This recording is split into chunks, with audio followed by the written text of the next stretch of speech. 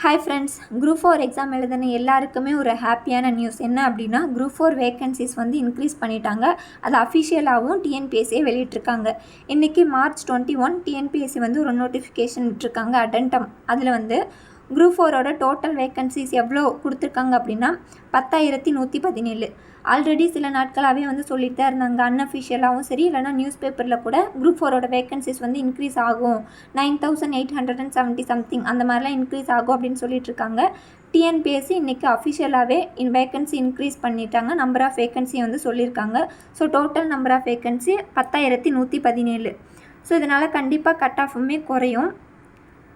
லாஸ்ட்டாக வந்த நோட்டிஃபிகேஷனில் எவ்வளோ சொல்லியிருக்காங்கன்னா, விஏஓ பொறுத்த வரைக்கும் என்னென்னா 274 சீட்ஸ் இருந்துச்சு. ஆனால் இப்போ வந்து இன்க்ரீஸ் ஆகி 425 இருக்குது.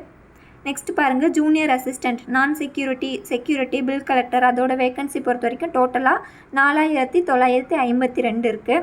நெக்ஸ்ட்டு டைப்பிஸ்ட்டுக்கு பொறுத்த வரைக்கும்னா 3,311, ஸ்டெனோக்கு வந்து என்னென்னா 1,176.